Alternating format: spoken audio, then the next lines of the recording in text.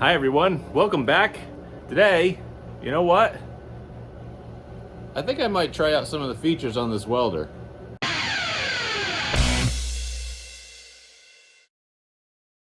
If you're just joining me, or if you're a returning viewer even, thank you so much for watching. I greatly appreciate it. Please subscribe if you can. It would really do me a lot of good because I'm trying to build this thing up and I'm trying to spread the word of short track racing, motorsports, cars, whatever the case may be. And just a free, simple subscribe would help me so much. And please consider telling your friends, because word of mouth is the best way to spread this around. Share it on social media, tell your friends and buddies and anybody who's interested in this type of stuff. But today, I gotta do a little repair work. I've got log splitter end that I need to fix for my uncle, and he likes to use, and my brother uses it and such. And well, they keep breaking it, but I don't think it's their fault.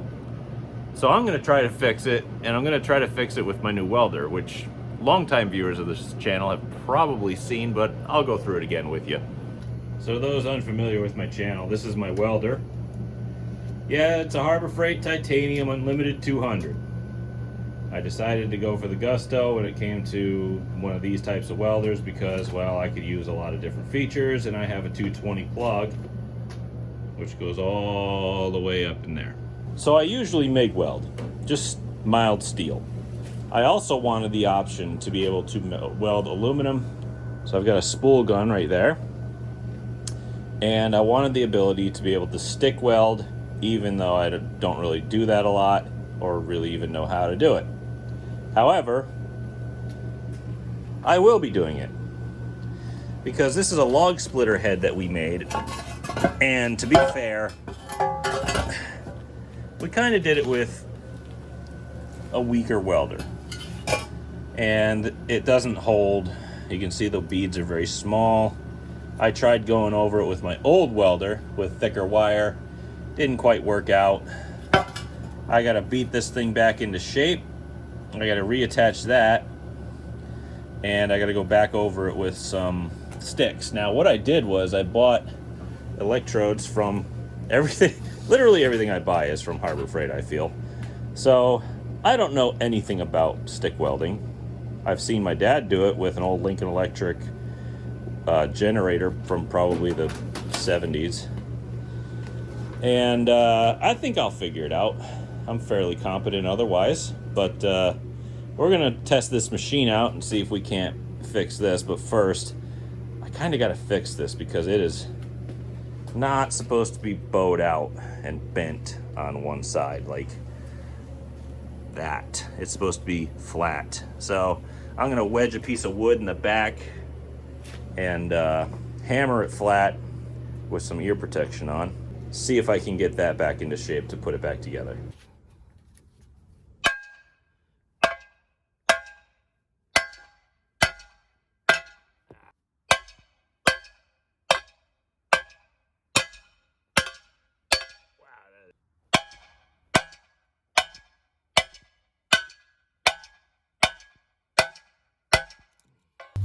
Had to ditch the hat and get a bigger hammer.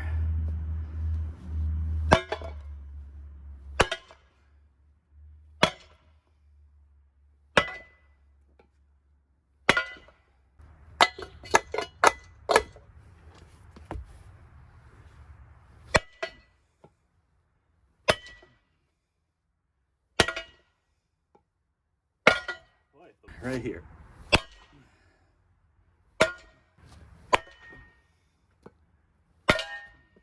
It's already getting flatter. I'm gonna see if I can get this pot right here and then get this wood jammed out of there and slam this side back in, and then maybe we can weld it. So while I cool off from taking about a Lizzie Borden amount of wax at this thing, let me show you what I'm going to be welding on. And it's this. You're saying it's an ironing board. And you're correct. I use them as welding tables. And I'll show you why. See, what you do with one of these is, obviously you open her up. I think yeah, it looks like this one came from Wally World. Don't matter, the cheaper the better. Here's the very difficult process of turning one of these into a welding board.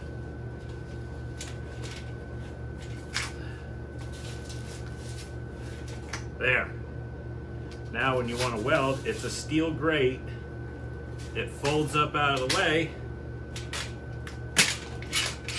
Oh, I don't know how to use an ironing board because I am an idiot.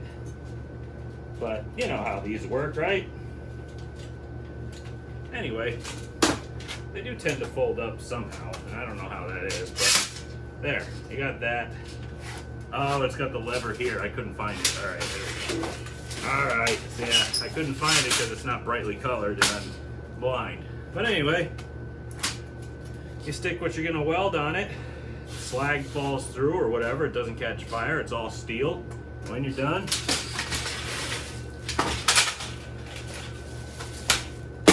there you go.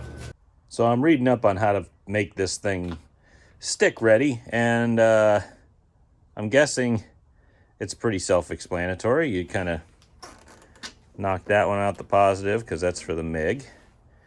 You take the whatever they call this, plug out,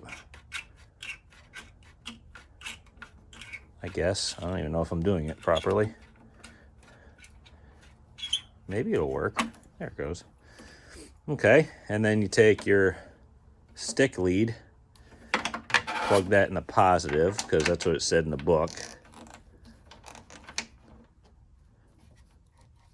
Right. And then I think you have to push this button to stick because that apparently says stick. And then there's settings here. Well, let's see. What kind of wire have I got? 3/32. I figured that was a good middle of the road wire. No idea what those numbers are.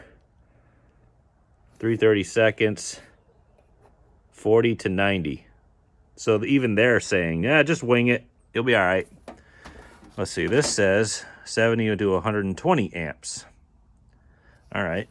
So I'm guessing start at 70. I don't know. Anyway, let's see what this does when I turn it on. Let's see. That appears to be amps. I think it's probably just one setting.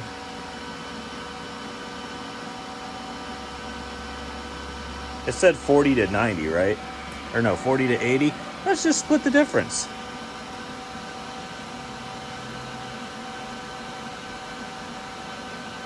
Good enough. All right, I'm going to shut it off because there's no electrode in it and I don't want it arcing on something. Who knows what happens. All right, so I got my piece set up here. We're going to have to tack it in place to try to get it to stay on somehow. I might have to grab some boards and pack it up or whatever, but we'll get that set on and then we will, fingers crossed, start welding. Okay, so I got a little carried away when I was trying to tack it. And I'm not very good at this. I'm learning, though. I am learning. And there are some gaps because this thing is bent and I'm kind of lazy. But I am getting through it. I will figure it out. And maybe I'll Google some techniques. But for now, though, I got to get this thing welded up. At least try to weld it. And I'm not blaming my machine at all because I am very bad at this. Like, I keep getting the electrodes stuck and I think it's too hot and then I turn it down and it doesn't work as well. And it's like, okay, so maybe it's not too hot. I really don't know. So I'll put you on time lapse and you can watch me struggle and we'll see how this turns out.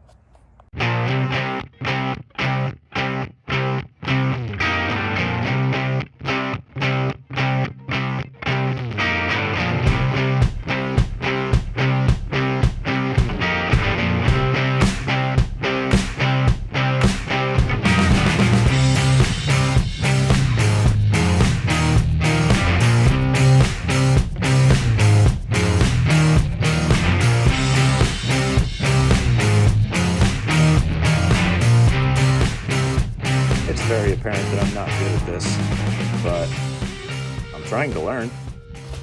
I'm not sure what I need to do to really make it better, but clean metal would help, which I don't have. Yeah, because this is ugly, and I can't really stop sticking the electrode to it and then never getting it off again, and I can't get the damn thing started again. I probably just took that off. Nah, it's all right. I don't know if I'm using junk equipment, if I just haven't cleaned it, which is very obvious that I haven't, that there's too many gaps to fill, and that I'm not very good at it.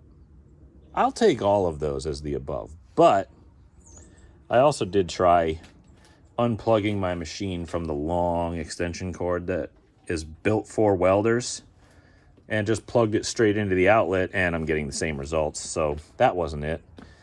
So I think I need to just kind of try things, and this is basically just a piece for me to learn how to do this, even though I don't do this. This is not my normal thing. So I'm going to keep plugging along. I'm going to try to smooth this stuff out, clean it up, put more metal into it, and see what I can do. And I'm going to try to lay something in here because this is junk. So, all right, I'm going to keep going, and I guess you all don't have to watch me fail anymore.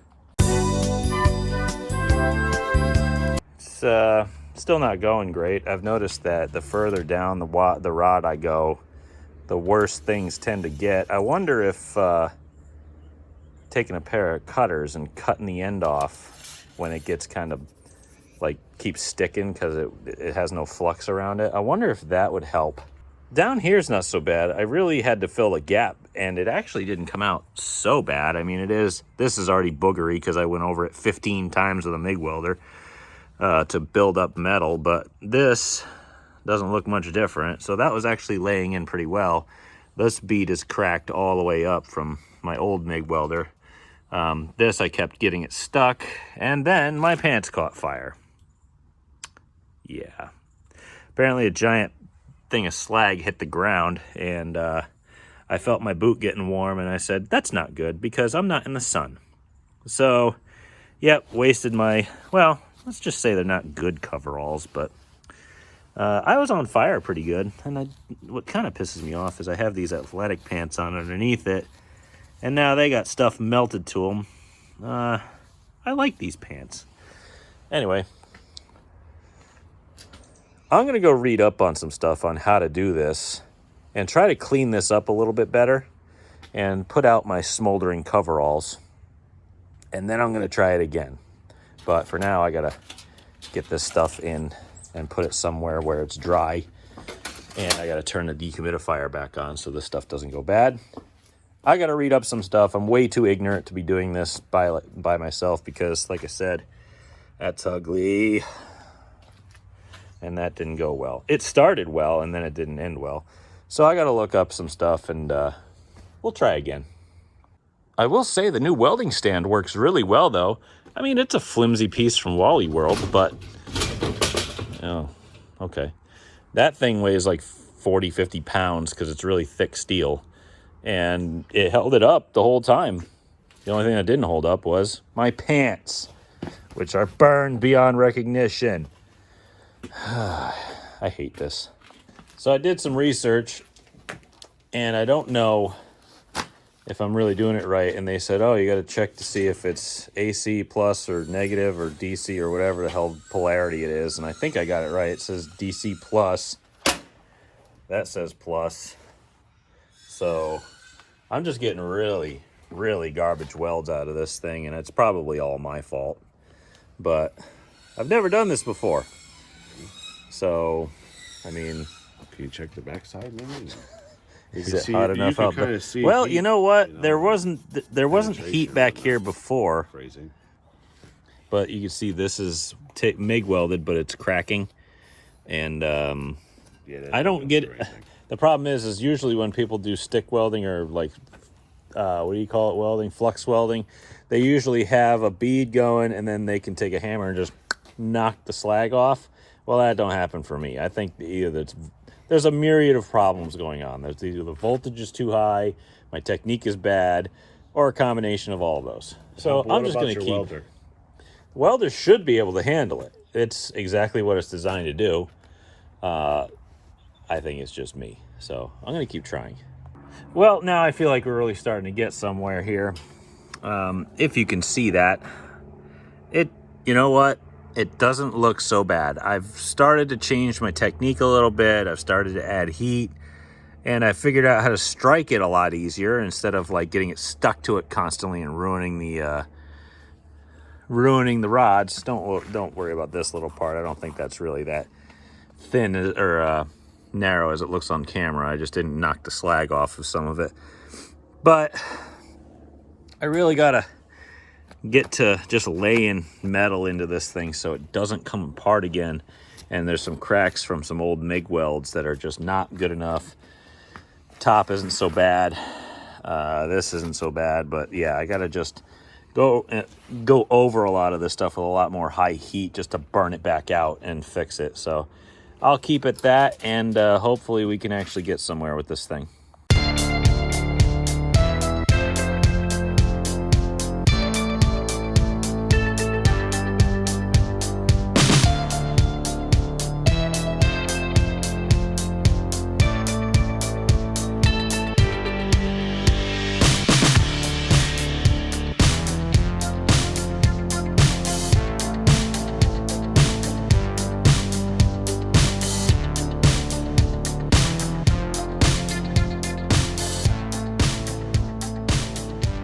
Y'all know me.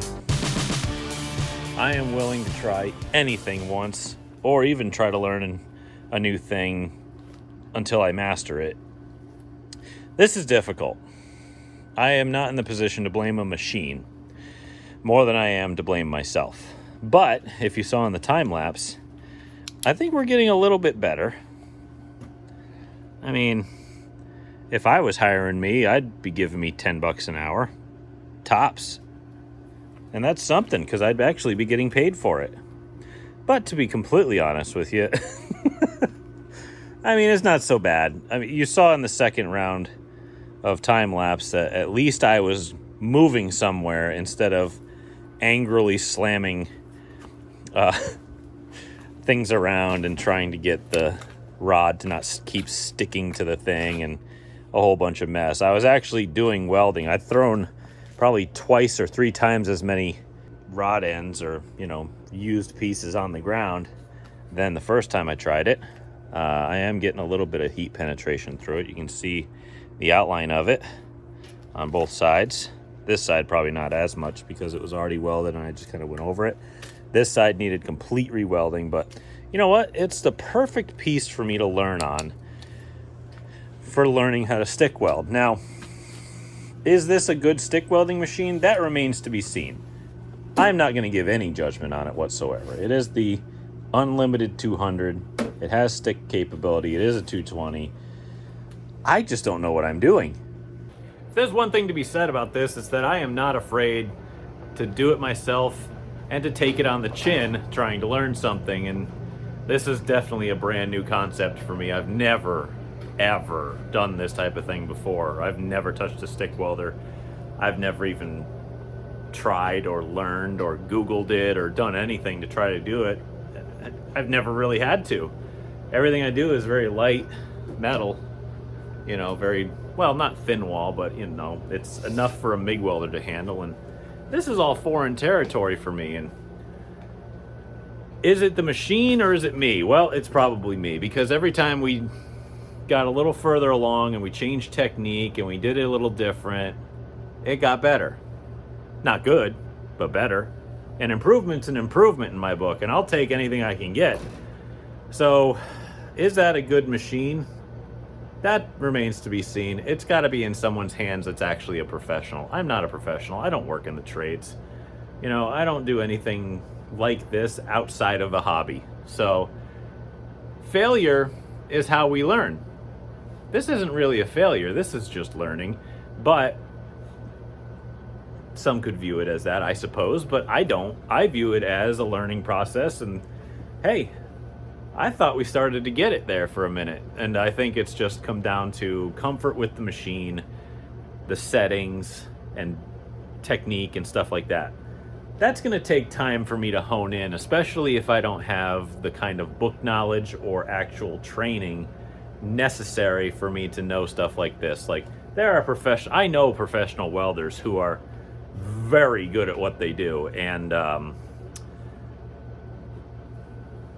obviously they can do it better than I can. I mean, there's no question about it. They're the ones who get paid the big bucks to do this sort of thing for a living. There's a reason why. You get what you pay for. But again, failure is how we learn, and we go out there and we try stuff, and if we don't do it right, we try again. So thank you all so much for watching. I hope you all had as much amusement in me trying to learn something new, and maybe it'll kick you in the pants to want to do something new too. So again, subscribe if you can. That helps me a ton. Again, I'm trying to get YouTube to pay the bills, especially on the race car, with some ad revenue instead of me paying for it out of pocket.